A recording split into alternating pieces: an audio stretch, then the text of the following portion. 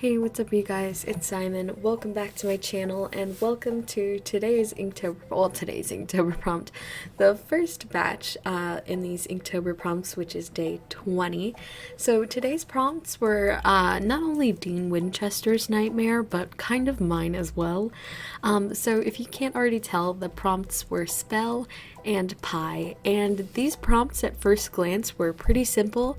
My initial thought was maybe a pie with some sigils carved into the crust, or where the filling was maybe a bit of like a galaxy or something like that, but similar to the most recent, I couldn't quite get the perspective right on it, so instead I had to break things down, like way down. So I asked myself, what does a spell entail? What does a pie entail? And ultimately, as you guys can see, I ended up leaving the pie as its own thing, not necessarily transforming it much, just because there's not really a way to change pie and one, keep it interesting, and two, still have it sort of readable as pie. I could really only think like, okay, pie, whole pie, slice of pie, number. And so instead I decided to focus more on the spell or magic aspect, and if you guys want to see more of the process behind me breaking it down and how I landed on this illustration, as well as how I broke down and landed on all of the other previous illustrations and all of the future illustrations for this Inktober, feel free to check out the Patreon, because you can access all of that for as little as $1 a month. You also get all the PSD files and a bunch of other stuff like line work, commission discounts, all that fun stuff. So anyways, as you guys can see, I settled on a little ghost coming out of a pie that sort of resembled almost like steam, as if it came sort of fresh out of the oven, which is why I said before that it would probably be Dean Winchester's nightmare. So if you're not familiar with Supernatural, or if you are familiar with Supernatural, you might know very well that Dean deserves a pie, but I don't think he deserves this one. If you don't know what I mean, please watch Supernatural. I swear it's not cringe. I know there's like a lot of cringe culture, like 2012 Super Hulock thing, like centered around it, but I swear it's actually a really good show. I've been watching it since I was like 10 years old, so I go hard on Supernatural, almost as hard as I do for Naruto. I started watching it with my mom and I really liked it.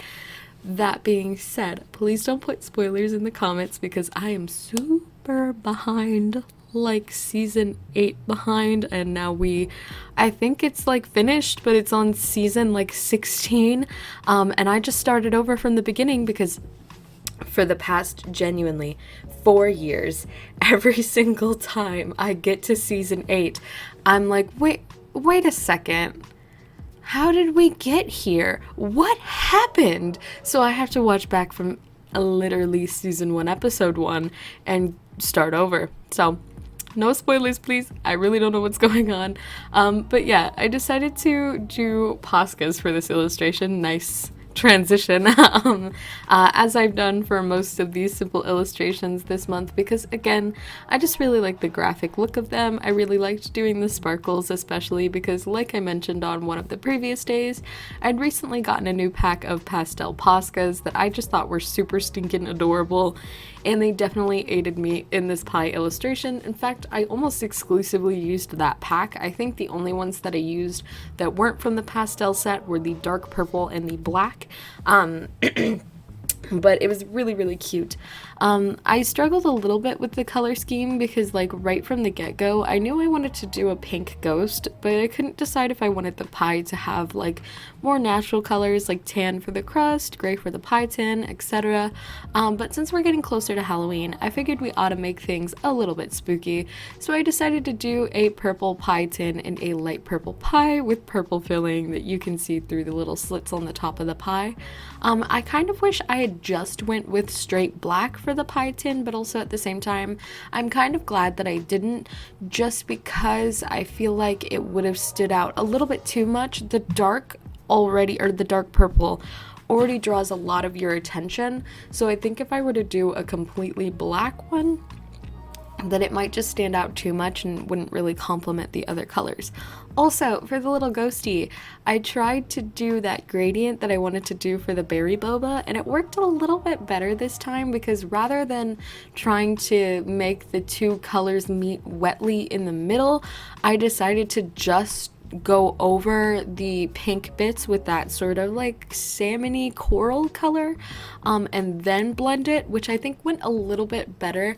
But something that I did notice was that the water almost kind of desaturated the Poscas a little bit, so I had to keep adding the light pink back in to, you know, make it less gray, which was kind of funny. But when it dried, it still looked pretty pastel and very cute, as you guys probably already saw on Instagram. So yeah, here is our day 20, our little pink pie. So here we have Inktober day 21, and I, at this point, could not believe that there was only 10 days of Inktober left. That is insane. We've already done so many videos, so I hope you guys have been enjoying things so far. But speaking of enjoying things, I really enjoyed today's prompt, despite being kind of stumped at first. So when I first saw bones in shadow, I was haunted by a super vague thought of like those little black animal plushies with like white bones stitched onto them, and I so desperately wanted to see if I hallucinated them. I could not remember what they were called for the life of me. I just kept desperately searching like bone plushie, hot topic, and was thwarted with Minecraft skeleton plushies until deep within the scene part of my middle school brain, I was like, Skelanimals! They're called Skelanimals. And I found out that there's a big bear scale animal named Chunky. I love him. His name is Chunky? Are you kidding me? I'm obsessed with him. So to get my brain flowing, I did decide to sketch little Chunky.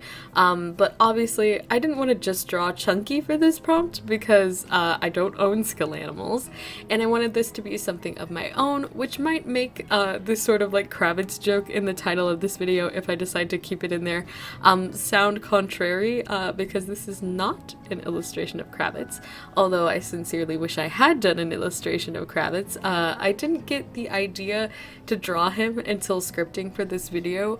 If you do want to see some Kravitz fan art though, I've got some talkits deep in the depths of my Instagram that people seem to really like, so if you're a fan of them, it is down there. It's not colored, I wish it is, it's just a sketch, but I thought it was a cute little doodle. I should really draw those too, honestly. Anyways, this is not a Taz video, so taking inspiration from the Skelanimals and a little bit from Kravitz, I decided to do something similar and have like this shadow type character with a skull painted on their face. I ended up going with a girl because obviously girls are my comfort zone, and I felt like doing something pretty easy for this illustration because, as I have for the last of these few, it's getting deep into Inktober and we getting tired. So I ended up going with a simple portrait as well, rather than some of the full bodies that I have been doing lately. I decided to pull the color scheme directly from Skelanimals as well because I wanted to, like, you know, get a spooky color scheme, so I decided to pull the red to the forefront a bit more. I gave her a bright red cloak and some red lips. As at first you guys saw, I was drawing and I gave her red skin, and then I immediately remembered that I wanted to give her a red cloak, so I had to really pull back and try to shift her like skin tone a little bit, so I decided to go with a gray on top of it, so it's kind of like a reddish gray, and it does look a little bit patchy. I wish I'd just gone in with the gray, but it's still not that bad. I did have a full body planned out for this illustration as well that I ended up deciding against just because, like I said before, we'd been doing a lot of full body illustrations, or at least waist up illustrations for this month, so I thought it was fair to give myself like a simple sort of bust illustration. If you do want to see that though, obviously it is on Patreon for you guys to see. So yeah, getting into materials, I actually ended up going with Copics again for this illustration. I wanted to do watercolor, but after I had done the watercolor from the previous ones, I was like, you know what?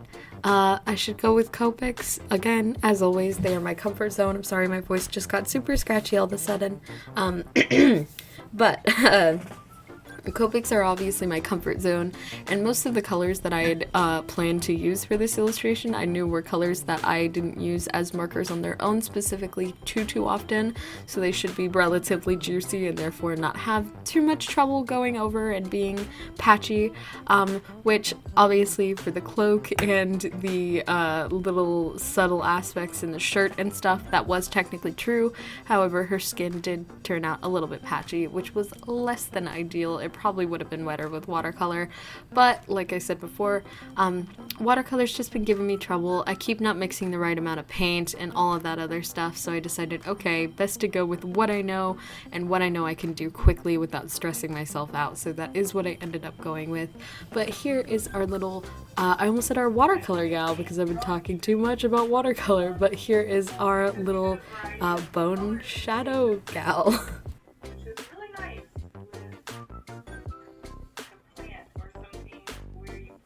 So here we are caught up today. We have Inktober day 22, and today's prompt threw me for a bit of a loop because it's another one of those where it sort of seems like too simple to really work with.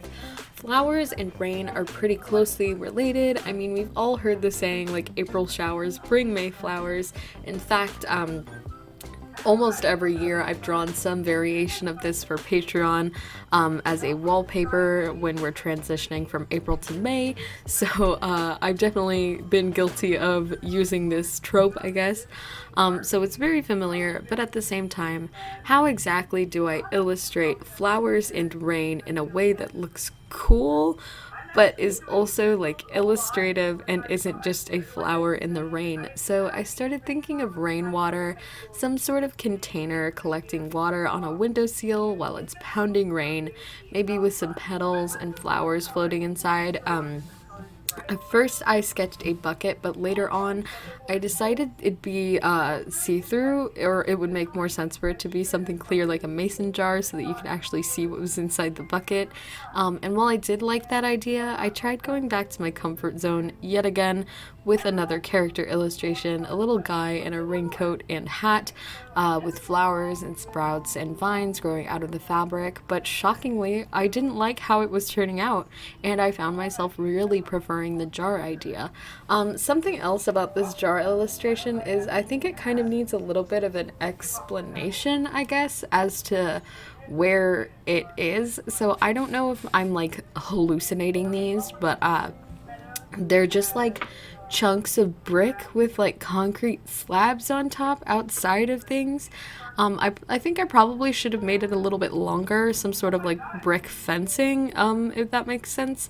Animal Crossing is a good example. They have like a thing sort of similar to this, like the brick fencing looks like that, but a little bit fatter. I swear they have them like single, like just big chunk with concrete top, and it's by itself. And that's where I was really picturing it, kind of like almost like a balcony in like an apartment building, but kind of different. So the perspective doesn't exactly make sense, but at the time as I was illustrating it, I could have sworn that it existed. However, it does not. So that's why the setting is a bit strange. Anyway, as you guys can see, that idea is obviously what I went with.